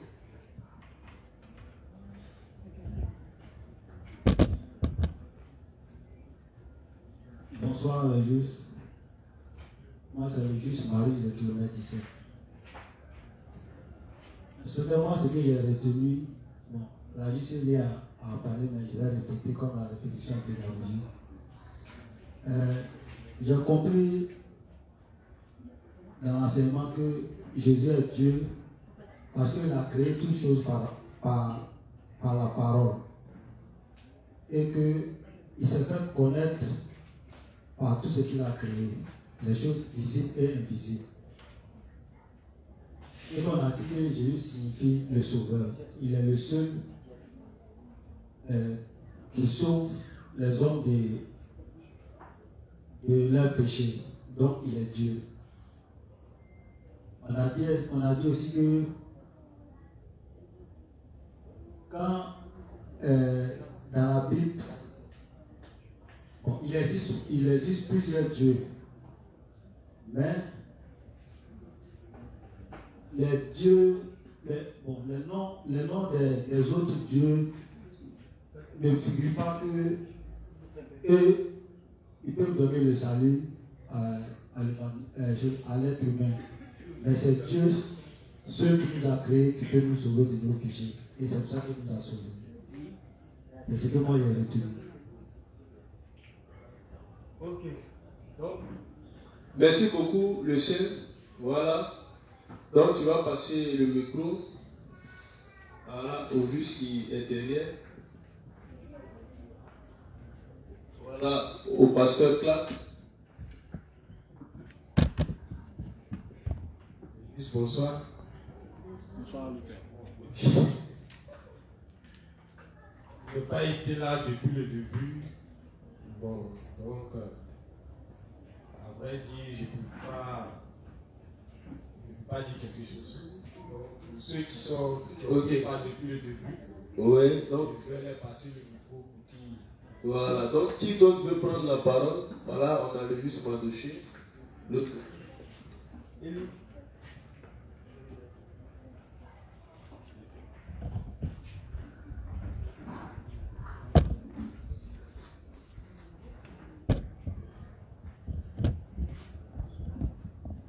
Bonsoir à tous les saints. C'est le Saint Mandoché. Et selon ce que mes frères ont déjà dit, c'est déjà grand. C'est pour revenir un peu sur la divinité de Jésus, ce que l'inspecteur nous a enseigné. Il a dit que Jésus est Dieu. Il a pris d'abord le texte de Jean 14, verset 6, où Jésus dit que je suis le chemin, la vérité et la vie. Donc, c'est des choses que Abraham ou Moïse ne pouvait pas dire. Moïse ne peut pas dire qu'il est la vie. Alors, nous qui sommes nés de nouveau, c'est parce que nous sommes nés de nouveau que nous avons la vie. Et cette vie-là, nous l'avons en Jésus-Christ. C'est pourquoi, dans le livre de Jean 1 aussi, dit au commencement était la parole était avec Dieu, la parole est Dieu. Toutes choses ont été faites par elle, et rien de ce qui a été fait n'a été fait sans elle. Et en elle était la vie, et cette vie était la vie des hommes. Donc, nous avons la vie, mais en Jésus. Parce que c'est lui-même qui est la vie. Donc, c'est Dieu qui peut avoir la vie. S'il n'est pas Dieu, il ne peut pas avoir de vie. Amen. Maintenant, il y a Paul qui dit aussi dans Hébreu, il dit c'est parce que Jésus demeure éternel qui peut nous sauver parfaitement. C'est parce qu'il est éternel, c'est parce qu'il demeure éternel qui peut sauver parfaitement. Et il va continuer pour dire qu'il nous convenait en effet d'avoir un souverain sacrificateur comme lui, saint, innocent, sans tache, séparé des pécheurs et plus élevé que les cieux. Or, qui peut élever que les cieux si ce n'est Dieu seul? Donc, nous pouvons par là que Jésus-Christ est Dieu. Vraiment, merci beaucoup. Vous me donnez assez de courage. Voilà, et vraiment, merci beaucoup pour tout ce que vous dites ce soir. Qui d'autre veut prendre la parole? On a le frère qui va prendre la parole, il va se présenter. Et puis maintenant, bon, ici, ceux qui ont des questions, ils commencent à noter ça sur une feuille. Et puis vous les envoyez. Présentement, il est 21h02 minutes, c'est magnifique. Voilà, on va répondre aux questions. Voilà, mais peut-être que ce n'est pas toutes les questions. Voilà. Bonsoir. Ok, vous allez les noter. Pour ceux qui veulent poser des questions après, ils peuvent m'appeler comme j'ai dit, et puis on va essayer d'éclairer ça. Voilà. Pour ceux aussi qui sont les dévanciers avec qui donc, ils sont, et vous les dévanciers des autres, vous pouvez aussi leur poser des questions. Mais bon, vous pouvez me poser vos questions, puisque c'est moi qui vous ai donné l'enseignement là-dessus. Donc, vas-y frère. Bonsoir, frère. Bonsoir. Oui. Moi, c'est juste Eddy Léopold. Vraiment, l'enseignement sur la divinité de Christ, cela m'a fait beaucoup de bien parce que j'étais un peu confus avant d'être juste, j'étais témoin de Jéhovah. J'ai fait 4 mois là-bas, ils ont scellé des choses dans ma tête où Jésus n'est pas Dieu, que Jésus c'est le Fils de Dieu. Et on t'a donné plusieurs versets qui montraient ça. Donc, vraiment, je me posais beaucoup de questions en cela. Oui. Et déjà, il y a un juste qui est là parti sur les versets, donc je vais prendre comme le 2 Timothée 4, verset 1, qui dit: je t'en conjure devant Dieu et devant Jésus-Christ, qui doit juger les vivants et les morts, et au nom de son apparition et son royaume. Déjà, comme l'a dit déjà, les verbes et les adjectifs montrent déjà que Jésus-Christ est Dieu. Et en allant encore dans le Matthieu 4, excusez-moi, Matthieu 4, verset 7, où Jésus-Christ a été tenté par Satan. Ici, Jésus-Christ répond à Satan et dit: il est aussi écrit, tu ne tenteras point le Seigneur, ton Dieu. Si Jésus-Christ n'est pas le Dieu, il ne va pas dire à Satan ici dans le Matthieu 4, verset 7 que tu ne tenteras point le Seigneur, ton Dieu. Et en allant encore pour plusieurs versets que vous nous avez donnés, et cela a réglé mon problème de confusion. L'Apocalypse du 9, verset 13, qui a encore montré que Jésus-Christ est Dieu. Le Hébreu 7, verset 1 à 28, qui vraiment m'a délivré de ce problème de divinité. C'est en cela que je Ok, vraiment, merci beaucoup frère. Merci beaucoup pour ce que tu viens de dire. Voilà. Donc, je crois qu'on a fini avec ce que chacun a pu retenir. Maintenant, on va passer à la phase des questions-réponses. Voilà. On a une première question. La personne qui a posé la question là va se présenter. Voilà, parce qu'il faut que chacun se présente. Ok. La première question, c'est: puisque Jésus est né d'une femme pécheresse, est-ce que Jésus ne pouvait pas prendre le sang de sa mère? Voilà, en tout cas, c'est une très bonne question. Vous voyez quand on lit la Bible, Dieu, lorsque Adam et Ève ont péché, quelles ont été les malédictions que Dieu a prononcées? On va aller vite, ou bien, bon, moi il peut être là jusqu'à 23 heures, c'est pas un problème. Quelles sont les bénédictions que Dieu a prononcées? Bon, plutôt, les malédictions. D'abord, on va prendre la femme d'abord. Qu'est-ce qu'il a dit? Elle va coucher avec des douleurs. Et à l'homme, qu'est-ce qu'il a dit? Il mangera la sueur de son corps. Et il dit d'abord pour l'homme, il a dit qu'il va manger avec toi et que. Qu'est-ce qu'il a dit réellement? Je veux avoir. Lui, il y a ça, il va manger à la sueur du sommet. Il y a quelque chose qu'il a dit concernant la terre. Dieu a maudit la terre à cause de l'homme. Voilà, il y a un texte, je ne me rappelle pas, où c'est dit clairement que Dieu a maudit même la terre. Voilà.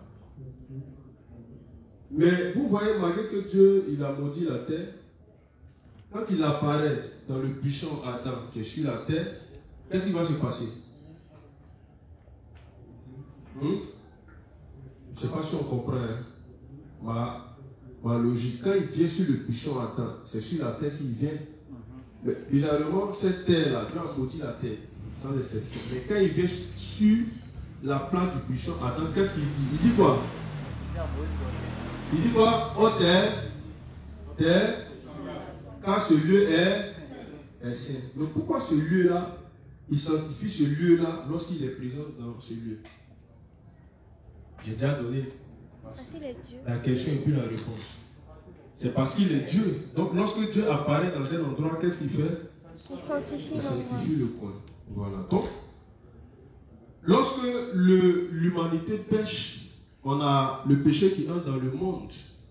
Mais bizarrement, quand le Christ vient dans le monde, il passe par le canal d'une femme. Et la Bible dit qu'il est né par quoi? Par la vertu du Saint-Esprit. Donc il naît différemment de nous. Il naît différemment des hommes. Marie, elle est comme un canal, un bocal dans lequel il passe tout simplement. Mais il ne va pas se souiller parce que lorsque Dieu entre dans un endroit, lorsque Dieu doit apparaître dans un endroit, qu'est-ce qu'il fait? Il prend la peine d'abord de sanctifier le coin. Est-ce que quand Dieu descendait dans le tabernacle, est-ce que le tabernacle était impur? Donc Dieu, quand il descend en Marie, c'est parce qu'il a pris la peine de purifier ce lieu-là, ce corps-là. Donc il ne peut pas prendre les souillures liées à elle. J'espère qu'on s'est compris. Voilà. On va passer à la seconde question. Qui a posé la question là? C'est moi qui ai posé la première question. Ah, c'est bien la question. Mais là, c'est toi qui fais les choses. Voilà. Maintenant, la juste Manu, non, Manu pose de très belles questions. Non, moi, j'aime vraiment ces questions. Elle a pris le texte de Matthieu 23. Maintenant, bon, c'est écrit Matthieu 23 seulement. C'est-à-dire, c'est Matthieu 23. Hein, quand même? 25. Il lit. C'est 25. Ouais, mais il écrit mal. Bon, vous me regardez. Il lit.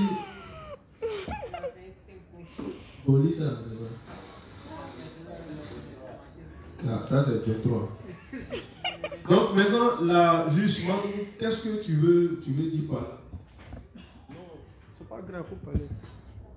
Bon, hier quand l'inspecteur a expliqué, il a dit que nous les justes, on ne sera pas jugés.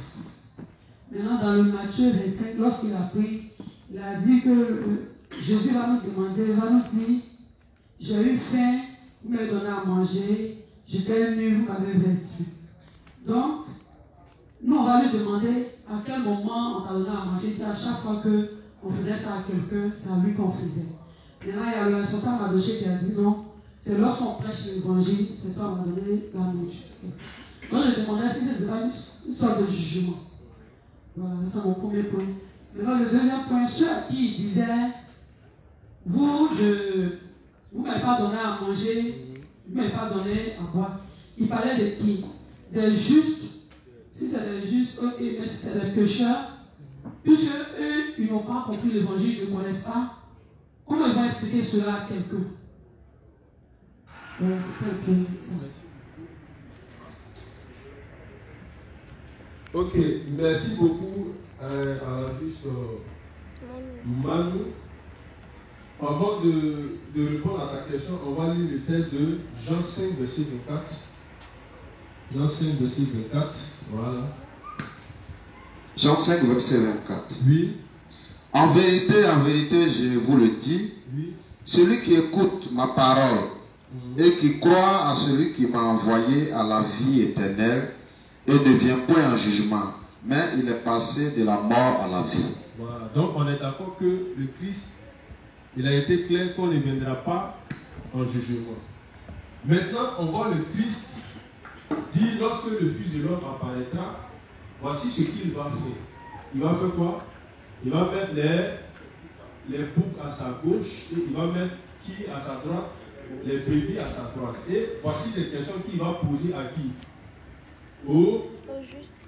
D'abord au juste, et ensuite il va poser des questions aux pécheurs. Mais vous voyez, le Christ, lorsqu'il est en train de s'exprimer ainsi, c'est dans une sorte de parabole, c'est-à-dire c'est des images qu'il veut nous présenter, mais à ne pas prendre à la lettre.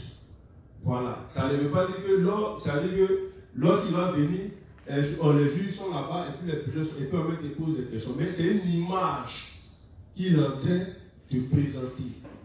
Voilà.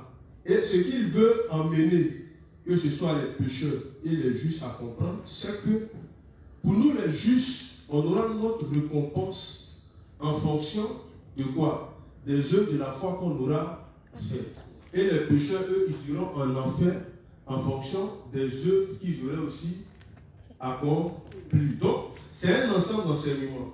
Le Christ veut nous dire que quand on est juste, voici les œuvres qu'on doit faire sur la terre en tant que juste. C'est quoi? C'est de sauver les âmes, c'est de les revêtir de la justice de Dieu. Parce que c'est en fonction de ça que nous serons récompensés. Une récompense, c'est aussi un jugement. Mais dans le livre de Jean 5, lorsqu'il dit qu'on ne viendra pas en jugement, là, il est en train de parler de la condamnation. Il est en train de dire que nous, on ne sera pas condamnés. Mais sinon, par rapport aux récompenses, Dieu va nous récompenser en fonction de nos œuvres. Vous voyez un peu. Voilà. Lorsqu'on est à l'école et qu'on te dit non, que toi tu es la dernière, c'est un jugement. Lorsqu'on dit que tu es la première, c'est aussi un jugement. Donc il faut essayer de contextualiser ce que le Christ il est en train de dire. Quand il dit qu'on ne passera pas en jugement, il veut parler de la condamnation qui va tomber sur les pécheurs là. La condamnation qui tombe sur eux là, ne tombe pas sur nous. C'est pourquoi la Bible dit quoi? Le châtiment qui nous donne la vie est tombé sur lui. Donc nous, on ne va pas partir en enfer. Pourquoi? Parce que le Christ, il a effectué un sacrifice pour nous. Et comme nous avons cru, automatiquement, on est sauvés. Donc nous, voilà, ça veut dire qu'on ne sera pas jugé comme les pécheurs. La Bible dit dans le livre d'Apocalypse 20, à partir du verset 11, que Dieu va juger les pécheurs selon quoi? Selon leur... Mais et nous?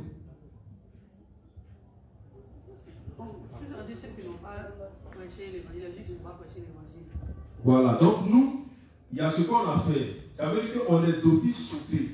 On est d'accord. Mais là, il ne s'agit pas d'un jugement de condamnation.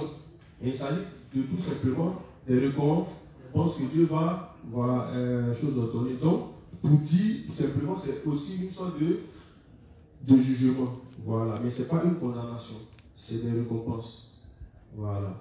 Donc, j'espère que tu m'as compris. Maintenant, le second point, le troisième point, c'est quoi? Le troisième point, c'est pourquoi les démons... Les juges sont formidables. Matthieu 8, verset 29 à 31.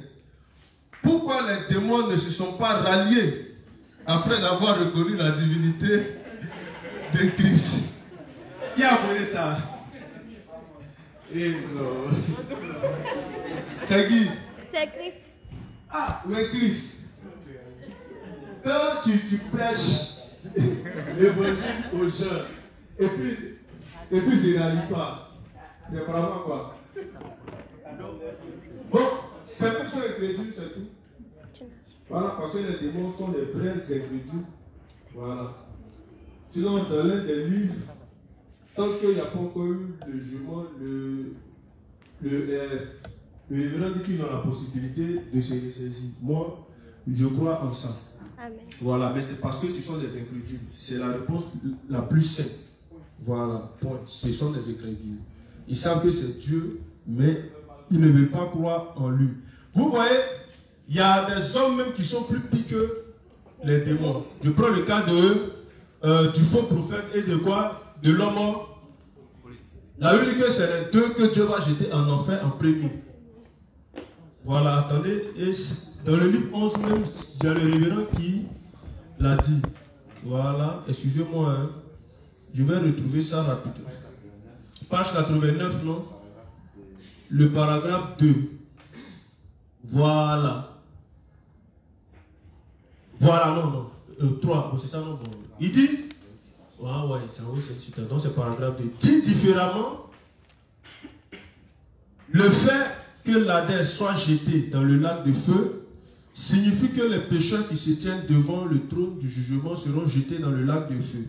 C'est alors que la mort, le dernier ennemi de la vie, sera détruite. Entre parenthèses, le livre de Corinthiens, le premier livre, au chapitre 15, verset 26. Et cela signifie que la bête et le faux prophète seront les premiers à être jetés dans le lac de feu. Apocalypse 19, verset 20. Suivi par Satan, le chef des démons, qui sera aussi jeté en enfer. Apocalypse 20, verset 10. Bon, pourquoi c'est eux que Dieu va jeter premier en enfer? Oh, ce sont des hommes, c'est-à-dire eux ne sont pas des démons dans le sens propre du terme. Mais ce sont des, au fait, ce sont de véritables. Voilà. Elle dit, eux sont des véritables incrédules. Voilà. Ils ne croient pas, non. Vous voyez un peu. Donc, il y a des gens, eux-mêmes là, ils décident de ne pas croire.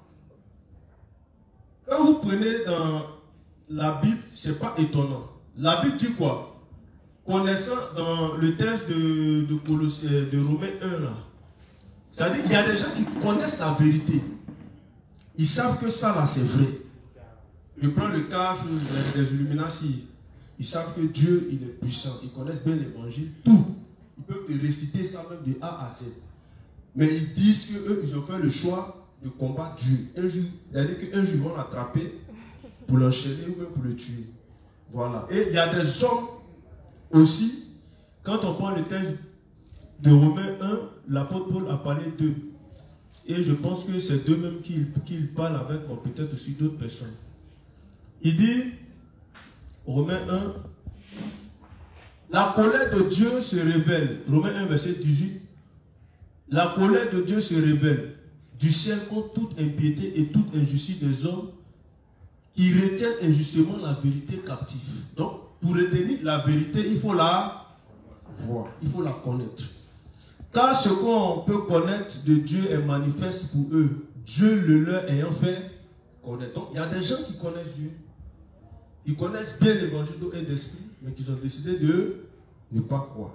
Donc, c'est pareil aussi avec les démons. Ils voient le Christ, ils savent qu'il est Dieu, ils savent qu'il va les choses juger, mais ils ne croient pas. Voilà, ça t'étonne, mais c'est comme ça.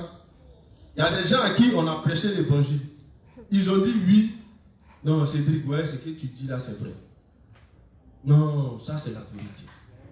Mais après, ils viennent dire, ah, moi je me rappelle, j'ai prêché à l'un de mes amis, c'était un musulman.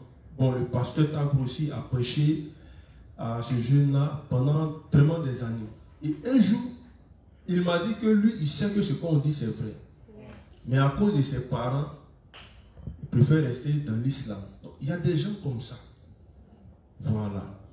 Donc, c'est l'incrédulité qui fait ça, ou ce sont des raisons charnelles qui vont les pousser, voilà, à demeurer ainsi dans le four. Donc j'espère que j'ai répondu à ta question. Hein. Voilà.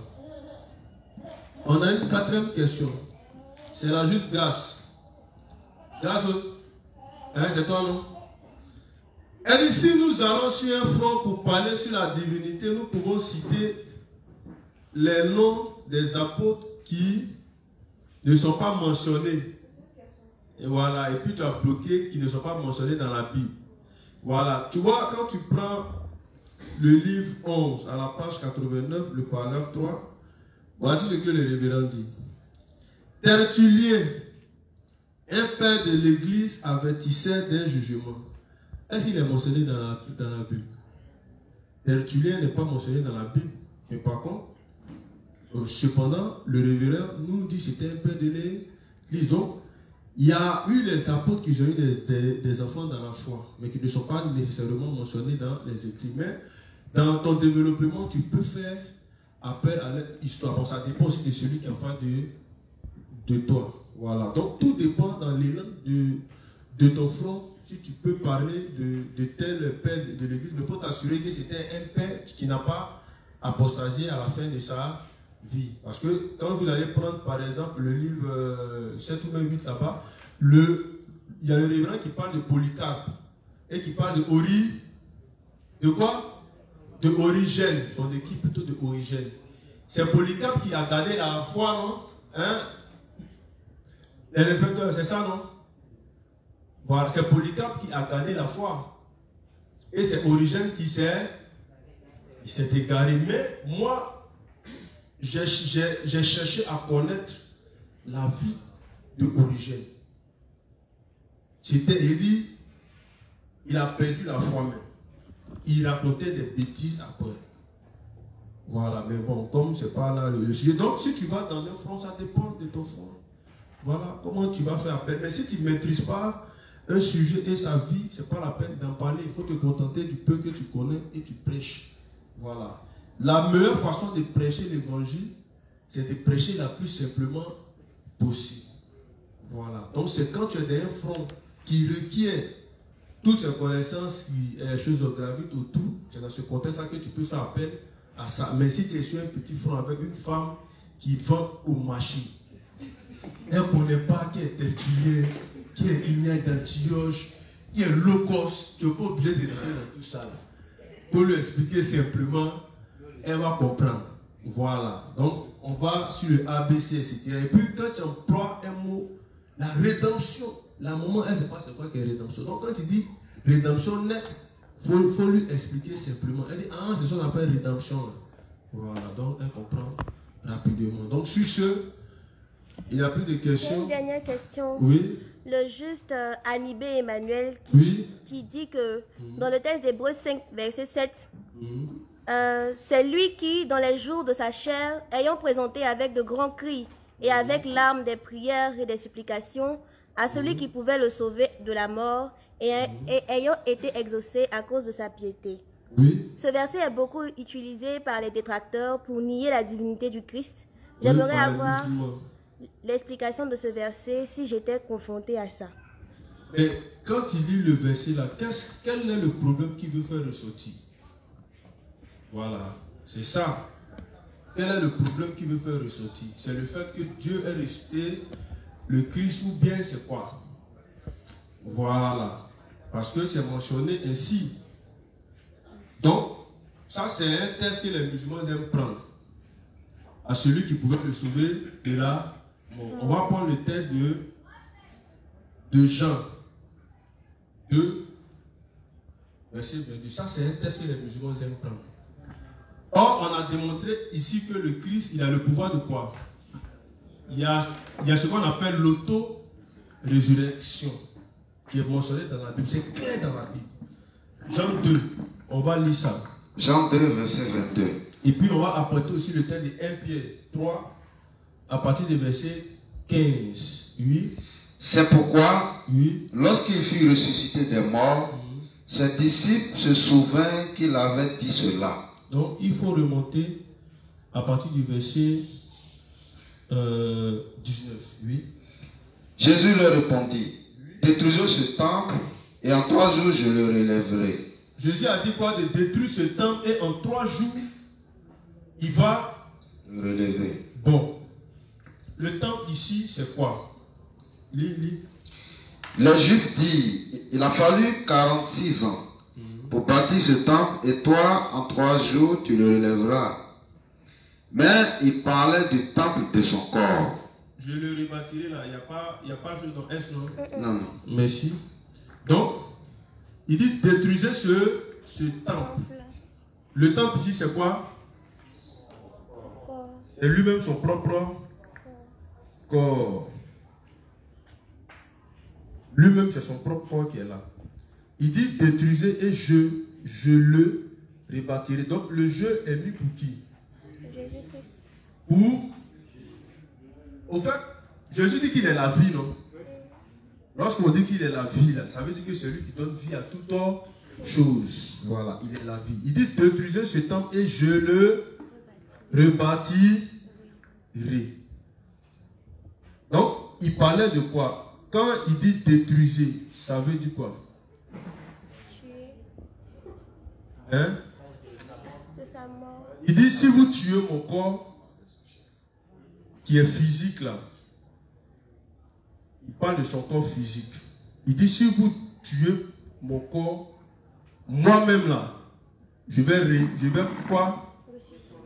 Je vais relever mon propre corps. Avant que Jésus-Christ possède ce corps là, est-ce qu'il n'existait pas?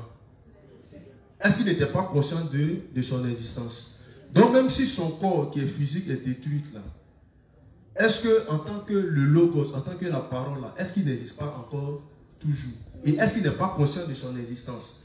Donc, la mort de sa chair, c'est la mort de sa chair, mais la mort de sa chair n'est pas la mort de son âme, ni de son esprit. C'est pourquoi on va lire le texte de 1 Pierre 3, verset 15 à 18. Et on va s'arrêter là. 1 Pierre 3, verset 15 à 18. Oui. Mais sanctifiez dans vos cœurs Christ le Seigneur, étant toujours prêt à vous défendre avec douceur et respect devant quiconque vous demande raison de l'espérance qui est en vous. Oui. Et ayant une bonne conscience, afin que là, même où il vous calomnie, oui, comme si vous étiez des malfaiteurs, ceux qui décrivent votre bonne conduite en Christ soient couverts de confusion. Oui. Car il vaut mieux souffrir, si telle est la volonté de Dieu, en faisant le bien qu'en faisant le mal. Oui. Christ aussi a souffert une fois pour les péchés, lui juste pour les injustes, oui, afin de nous amener à Dieu, ayant été mis à mort quant à la chair. Donc, attends ici, on dit quoi? Mis à mort quant à quoi? Quant à la chair. Mort quant à la chair, mais ayant été rendu vivant quant à l'esprit. Vivant quant à l'esprit. Donc même quand sa chair a connu la mort, mais parce qu'il est Dieu, parce qu'il est le Logos, il existe toujours. Voilà. Donc c'est pas la mort de son esprit qui est là. Donc c'est pourquoi le Christ, il pouvait dire quoi? Détruisez ce temple et je le rebâtirai. Lorsqu'un homme meurt là, qu'est-ce qui est mort? Maintenant, et son âme. Son âme retourne à Dieu. Donc, même quand le Christ meurt, on est d'accord que c'est son corps qui est mort, mais parce qu'il est le Logos, parce qu'il est la vie, il a la possibilité de ramener lui-même son propre corps. Voilà. Parce que spirituellement et dans la divinité, il demeure toujours vivant. En tant que Dieu, il ne meurt pas, mais c'est son corps physique là qui connaît la mort. Et ceux qui ont vu son corps sont sûrs que effectivement le Christ était mort. Mais en tant que Dieu, il demeure toujours vivant. Voilà. C'est pourquoi il peut lui-même ressusciter son propre corps. Donc, même si le Christ, il apparaît, même si le Christ prend un corps qui est physique, mais ce n'est pas le corps qu'il a pris là qui fait que il commence à exister. Parce qu'avant de prendre le corps, le Christ existait, il apparaissait. C'est pourquoi il dit, Père, glorifie-moi de la gloire que j'avais auprès de toi avant que le monde fût créé. Quand il dit, avant que Abraham soit, je suis, bon, il existait sous quelle forme? Lorsqu'il était dans l'éternité, sous quelle forme est-ce qu'il existait? Donc, ce n'est pas parce qu'il prend un corps et qu'il vient et que ce corps-là, on va connaître la mort. Donc, ça signifie que la divinité même qui est Christ meurt. Le Christ, dans sa divinité, il ne meurt pas, mais c'est son corps seulement qui a connu la mort. Donc, c'est comme ça que moi, je réponds aux musulmans, tout simplement, lorsqu'ils me posent cette question. Et il y a un verset dans le Coran où Allah dit, ceux qui sont morts dans les sentiers de Allah ne sont pas morts. Et comment ils ne sont pas morts? Donc, les musulmans vont t'expliquer que lorsque un musulman meurt, il ne va pas en enfer, il ne va ni au paradis, mais il va dans un lieu intermédiaire appelé le Barzakh. Et c'est là-bas que le prophète est présenté, attendant le jour de son jugement. Et le jour qui sera jugé, c'est-à-dire en islam, tous ceux qui viendront en jugement, que ce soit Moïse, que ce soit Abraham, ils seront tous koyo tirés, ils seront nus. Voilà. Donc voici un peu comment je pouvais répondre à la question. Il est 21h30. S'il n'y a plus de questions, on va faire la prière et on va partir. Donc pour ceux qui ont des questions encore, ou bien qui voudraient approfondir plus les explications, ils peuvent me contacter sur mon numéro qui est le 07 79 28 12 62. C'est aussi mon WhatsApp. Voilà. Donc le lundi prochain, c'est l'inspecteur Hassan qui va continuer dans l'enseignement, mais avec un autre thème. Voilà, donc ça sera l'étude sur le cahier de projet. Voilà, sur ce, on va mettre fin à l'enseignement. Le frère va nous faire la prière de fin et on va partir. Merci. Nous allons nous incliner pour dire merci à Dieu de ce qu'il nous a assisté, de ce qu'il nous a conduit tout au long de cet enseignement, et que maintenant que nous avons fini, qu'il raccompagne chacun de nous dans son domicile, qui nous donne de continuer à faire l'œuvre en dehors même de ce bâtiment, qui nous donne d'être toujours obéissants, d'être unis à tous les rassemblements spirituels, afin de comprendre les profondeurs de sa parole et de grandir. Prions. Merci Père éternel de ce que tu as veillé sur nous, de ce que tu nous as conduit tout au long de ce temps d'enseignement. Merci de ce que tu as utilisé ton serviteur pour nous édifier, pour nous éclairer encore sur ta parole. Merci de raccompagner chacun de nous protéger et de nous donner de toujours faire ton œuvre sans cesse, quelles que soient les circonstances. Merci de ce que la nourriture physique ne manque pas également dans la maison de tous les justes, afin qu'ils aient la force de toujours te servir. Au nom de Jésus, nous avons prié. Amen.